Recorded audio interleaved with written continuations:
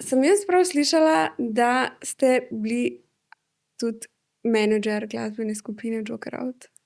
Ja, Joker Out nima menedžerja. Ne. Mislim, do zdaj ga še nikoli ni imela, skupina namreč. Ker so fantje sami svoji menedžerji oziroma upravljajo svojo podobo in tudi delujejo kot podjetje. Imajo pa neki ljudi, ki jim na raznih področjih stojimo ob strani. Tako da še zdaleč nisem samo jaz, so bolj pomembni od mene. Sej to je neugodno je naštevati, ker pa koga pozabiš.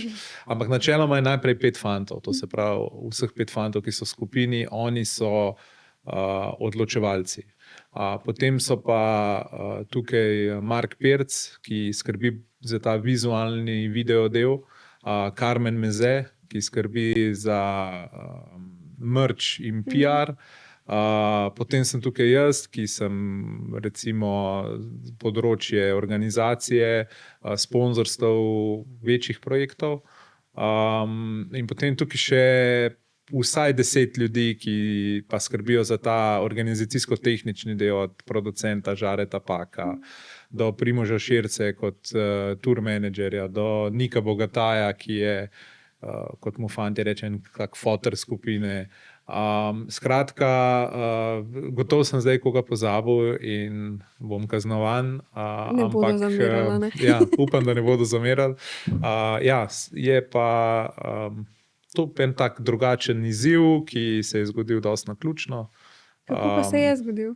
Pa v bistvu v času, ko pač smo delali v Spontanzu tudi z Generalijem, je tam zaposlena Monika Pavšič, ni fantom pomagala pri marketingu in Monika je enkrat rekla, to pa zdaj postaja malo preveliko, a bi tebe to zanimalo, ne? In moj odziv je bil, pa jaz poznam fante, poznal sem njihovo muziko, mi je bila tudi všeč, ampak da bi pa se zdaj jaz čutil glih samozavestnega, ne, in kako pa jaz to obvladam, pa ne, ampak sem rekel, nič, pa pojmo na kavo, smo šli, mislim, da smo 2-krat bili potem na kavi in fante so me res prevzeli.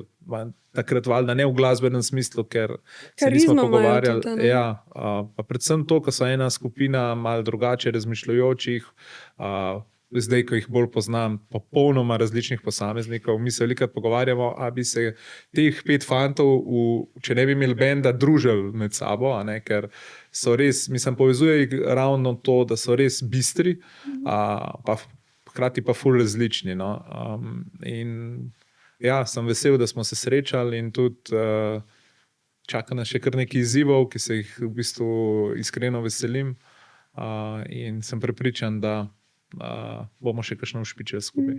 Ja, predvsem v lanskem letu je to prešlo na nek čist drug nivo, se pravi iz skupine, ki je bila znana po Sloveniji, pa tudi okoli Slovenije, na zdaj skupino, ki je res znana po celi Evropi, pa še dlje. Kakšen izziv je pa to predstavljala?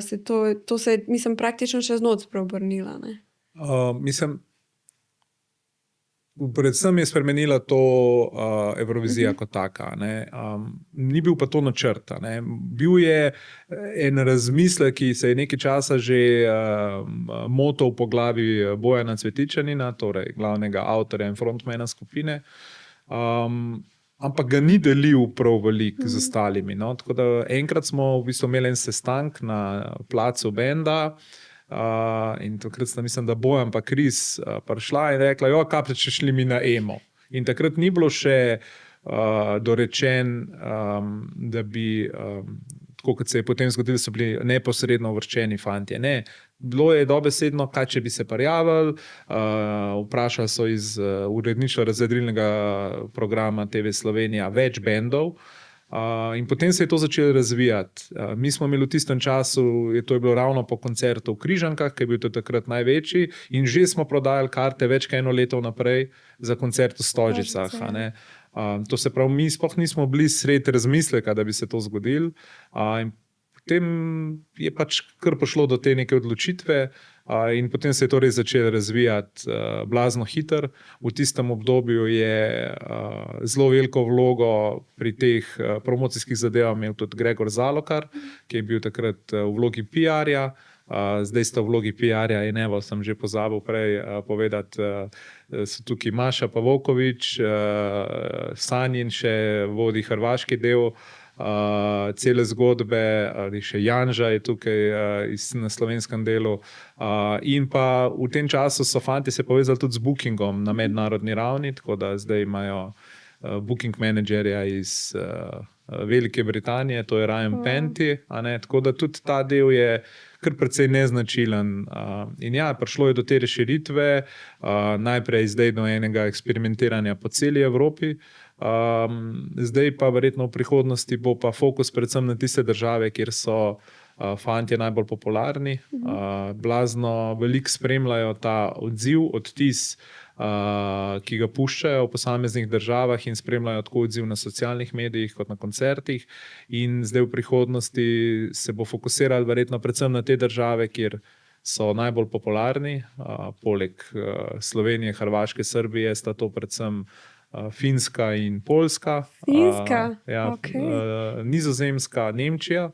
Ampak Finska je res fenomen. No. Mislim, da je to evropska država, kjer so najbolj popularni poleg Ja, to je naše pa regije. tudi zaradi povezave z finskim pevcem. Tako, verjetno, s ne? Karijo, sigurno, ampak ta, recimo, magičen moment se je zgodil tudi zato, ker je bil Mark Pirc ves čas z bendom in je to tudi ovekovečil in znal na pravi način predstaviti. In recimo Mark, tudi že zadnja, mislim, 4 leta, bolj kot ne spremlja bend in tega materiala je toliko, da jaz mislim, da se lahko enkrat zgodi iz tega tudi kakšen zelo dober dokumentarni film. Ja, to bi po mojem vsi gledali. isto, ja. Bomo videli.